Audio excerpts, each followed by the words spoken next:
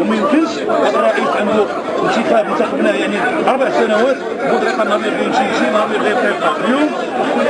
يدير كامله ويعرف بانه تاريخ ديال الرجاء راه يتسجل كل حاجه وهو روضع الرجاء وحد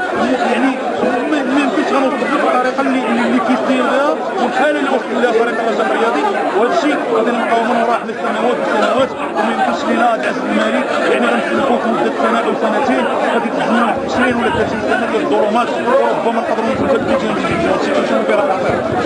القرار المالي اللي فيه مليونيه اكثر من 60 مليون ديال الدرهم نفوتوا حنا على القرار المالي خصوصا انه في هذه الضبابيه ديال الارقام في هذه الحاله اللي كنشوفوا فيها المنخرطين كلهم تيقولوا حنا ما نفوتوش على القرار المالي بطريقه باغي يدوز القرار المالي بطريقه ديالو الخاصه القانون تيقول انه لازم انه يكون تصويت سري عن طريق الاقتراع باش نصوتوا على القرار المالي والادبي وهذا الشيء اللي رفض السيد بودريقه واليوم خصو يتحمل المسؤوليه ديالو كامله والتاريخ راه كيشهد على هذا المستوى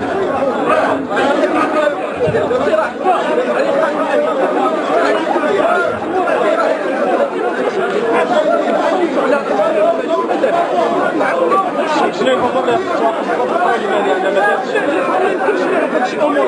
المالي انا ما نطلعش على التقرير المالي لان التقرير المالي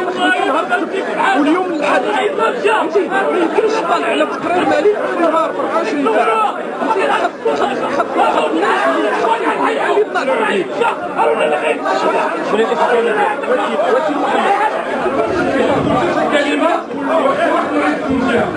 انا كنشكر الجميع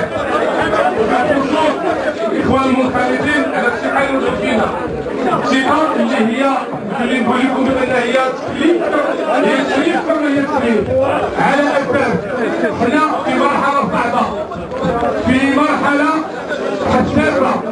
في مرحله جد حساسه كنطلب من هذا المنظر جميع المنخرطين جميع فعاليات الرجاء جميع رجال الرجاء او المقاومين السابقين او المسيرين السابقين او الحاليين بما فيهم الجمهور العريض بما فيهم كل رساله حول هذه الرئاسه ويتفقوا حول هذا المشروع الجديد من اجل اخراج الرجاء من هذا النطاق. الرجاء اسم كبير عنده عائله كبيره يعني الجميع يتفق لان ما يمكنش هذا الرئيس بوحده يقدر يخرج الرجاء من هذه الازمه. حنا الان لو كونسيين الاخوان المنخرطين سلموا عليها في التقرير الادبي والمالي سلمنا بان الرجاء في واحد الوضعيه صعيبه بزاف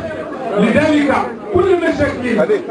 كل الامور نوضعها جانبا ونوضعوا مصلحه الرجاء فوق اي اعتبار. ومن هذا المنبر كننادي بكل الاخوان اللي كانوا مشاو للرجاء ولا بعدوا على الرجاء باش يعاودوا يرجعوا ليها ويعاودوا يفيدونا، لان ما يمكنش هذا الفريق ولا هذا الرئيس بوحده ينجح في هذه العمليه. لذلك تنقول الاخوان وتنقول الاخوان الصحفيين الله يخليكم، راه غيكون عندنا مناسبات اخرى اللي غندير فيها دي بوان دو بريس، واللي على اثرها غنحطوا البرنامج ديالنا، والبرنامج اللي هو جاهز، اللي فيه واحد فريق العمل، فيه عده ملفات، عده اوراق اللي الكل خصو يساهم فيها. راه ما يمكنش نكتبوا ملفات مثال، يعني جميع الفعاليات الرجويه، جميع الامور كلها خصها تكون. ثانيا الا بغينا ننجحوا ونرجعوا لمصالحه الرجاء مع الالقاب، ونرجعوا الرجاء الصحيحه ديالها، ونرجعوا الرجاء كمؤسسه ماشي كاشخاص، صالح مع المؤسسات يعني الفيرتون سبورتيف او كل الامور، يعني تضافر الجهود ووضع المشاكل الشخصيه والذاتيه جانبا ونشوفوا على الهدف ديال فريق الرجاء اليوم. وانا كل يقين بان هي مشكل كبير ولكن ماشي مستحيل. تنعرف بان الرجاء كفريق كاسم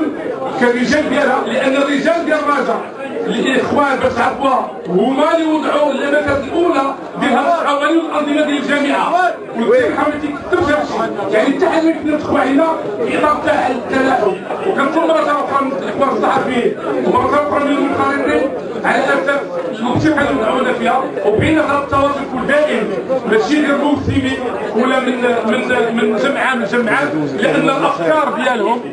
ديالهم غتفيدنا بان اي واحد باب مفتوح باش يحل كاع المشاكل اللي كاينه قدر المستطاع، على اساس بان تكون واحد جدوله زمنيه، غتكون عده امور اللي يمكننا نحلوا بها. اذا مره اخرى كنشكر الصحافه وكنشكر الاخوان ديال الجامعه ولا ديال العصبه الاحترافيه او ديال العصبه ديال الدار البيضاء على المجهودات اللي قاموا بها، وتنبغي نشكر حتى الرئيس اللي خرج الرئيس على اساس قام الدور حتى هو وضع البصمات ديالو، نجح بعض الامور وفق بعض الامور حتى هو باش ما نساوش، والفريق العمل اللي كان معاه يعني المكتب ديالو. ومره اخرى كنشكر الجميع واعطي الكلمه الكاتبه في بصيرتي والخبريه.